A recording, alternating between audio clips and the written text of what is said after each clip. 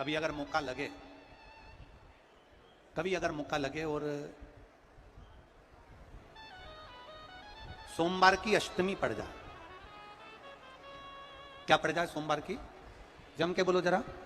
अष्टमी। या तो सोमवार की अष्टमी पड़ जाए, या हर महीने शिवरात्रि आती है, हर महीने आती है, या तो सोमवार की अष्टमी पड़ जाए या फिर सोमवार की शिवरात्रि पड़ जाए, हर महीने आती है। प्रयास करना।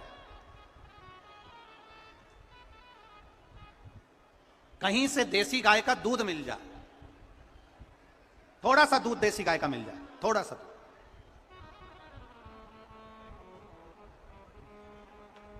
देसी गाय का थोड़ा सा दूध अगर प्राप्त हो जाए, बेलपत्री के पत्ते से दूध कटोरी में लेकर, मात्र बेलपत्री के पत्रे से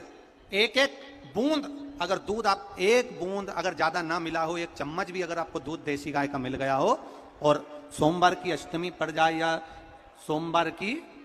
जम के बोलो, शिवरात्रि पड़ जाए, उसमें केवल अगर देसी गाय का दूध मिल जाए, जर्सी गाय का नहीं हो, देसी गाय का अगर दूध मिल जाए, बेलपत्री के पत्ते से, तुम्हारे घर के अंदर अगर शिवलिंग है या मंदिर में शिवलिंग है या तुम्हारे नजदीक में कोई शिवलिंग है, उस पर बूंद बूंद, एक एक बूंद अगर शिवलिंग पर दूध समर्पित कर रहे हो, श्री शिवाय नमस्तुभ्यम, नमः शिवाय, या षडाक्षर मंत्र ओम नमः शिवाय, या 33 अक्षर का मंत्र महामृत्युंजय मंत्र, इसका स्मरण कर कर शिव जी पर देसी गाय का दूध समर्पित कर कर इस बेलपत्री को अशोक सुंदरी वाली जगह पर अगर आप समर्पित कर देते हैं, फिर आप जिस भी चीज के लिए अप्लाई करें, मेरा देवाधिदेव महादेव आपका हाथ पकड़कर खींचकर आगे बढ़ा ही दे। मेहनत करना, कर्म पूरा करना, पढ़ाई अच्छी करना, और पढ़ाई के साथ में विद्या अध्ययन करने के साथ में अच्छी मेहनत के साथ में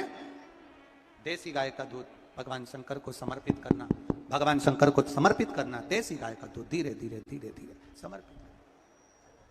भावों के साथ आप समर्पित करें। देसी गाय का दूध एक एक बूंद समर्पित करें, धीरे धीरे समर्पित करें। इसे आनंद से धीरे धीरे जब आप समर्पित करेंगे, बेलपत्री वही दूध में सनी हुई बेलपत्र अशोक सुंदरी वाली जगह पर, उस समय पर डंडी का भाग शिवलिंग की ओर नहीं होना चाहिए, उस समय पर डंडी का भाग जहां से पानी बहकर जाता है अशोक सुंदरी की ओर से, वहां पर होना चाहिए। कार्य में सफलता मिलती ही है। शिव तत्व को धारण करें, शिव की आराधना, शिव महापुराण की कथा कर रही है। बात अपने जीवन में उतार कर रखिएगा। सोमवार की अष्टमी, शिवरात्रि या सोमवार, प्रदोष, बन सके तुम्हारे पास में शिवालय हो या बेलपत्री का वृक्ष हो, वहां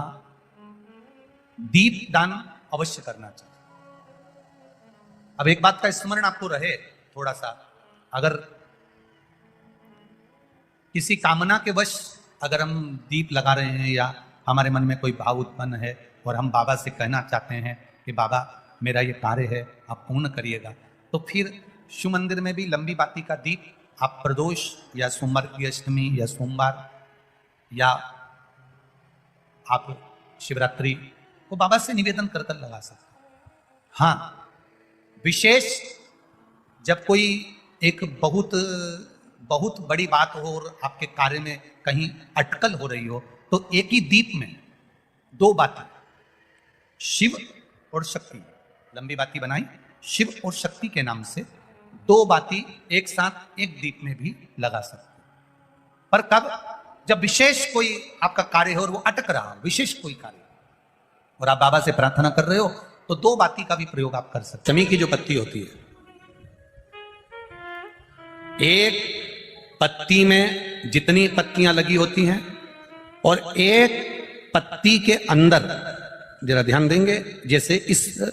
पत्ती में ढेर सारी पत्तियां लगी हुई है, उस पत्ती में से भी एक पत्ती तोड़ोगे और एक पत्ती तोड़ने पर उस पत्ती को भी अगर गिनोगे तो उसमें बहुत सारी पत्तियां होती हैं। आज प्रयास करना, अगर कहीं आपको शमी की पत्ती मिले, तो जैसे ये पत्ती, इस पत्ती को तोड़ा गया, इस पत्ती में से एक पत्ती निकाली गई और एक पत्ती निकालकर आप धीरे से रखना, उसमें भी बारीक बारीक बारीक बारीक बारीक बारीक बहुत सारी पत्तियां नजर आती हैं। शिव महापुराण की कथा कहती है, जो सोमवार की अष्टमी हो या प्रदोष का व्रत हो या 12 महीने की शिवरात्रि हो या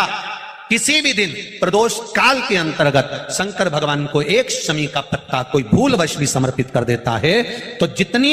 एक पत्ती में पत्तियां होती है और उस पत्ती के अंदर भी एक पत्ती को तोड़ने के बाद जितनी पत्तियां होती है उतने जन्म मृत्यु लोक में मनुष्य के नहीं होते। 84 लाख योनियों में से वो योनियां कट जाती हैं और देव योनि प्राप्त हो जाती है। जब कभी लगे आपके जीवन में कि मेरे कष्ट का जीवन चल रहा है, कष्ट का, एक बेलपत्र अशोक सुंदरी वाली जगह पर इस डंडी का मुख शिवलिंग की ओर हो, किस ओर हो, बोलते जाओ जरा जल्दी, शिवलिंग की ओर, अशोक सुंदरी वाली जगह, डंडी का मुख शिवलिंग की ओर, एक बेलपत्र शिवलिंग के ऊपर जिसका डंडी का मुख, अगर ये शिवलिंग है, आप यहां बैठे हो तो आपके साइड डंडी का मुख नहीं होना चाहिए, डंडी का मुख विपरीत दिशा में, आपसे पीछे। एक बेलपत्र अशोक सुंदरी, एक बेलपत्र शिवलिंग, डंडी का मुख उधर, और फिर जल की धार जो लोटा भरकर पानी लेकर गए हो, अशोक सुंदरी से शिवलिंग तक धार लगाना है। यहां से चालू करा, चढ़ाते चढ़ाते यहां तक आना चाहिए, वो जल की धार चढ़ाना प्रारंभ करो। फिर 3 महीने में हमको पत्र लिखकर बताना कुबेरेश्वर धाम पर कि बाबा सुना कि ना सुना।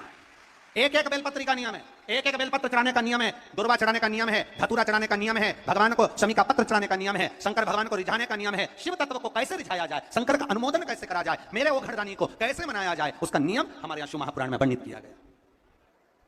शिव महापुराण में बार बार वर्णन करा गया कि एक बेलपत्र का नियम अपने जीवन को जो हम धारण करें वो बेलपत्र कैसी चढ़ना चाहिए, उसका सुख क्या होना चाहिए।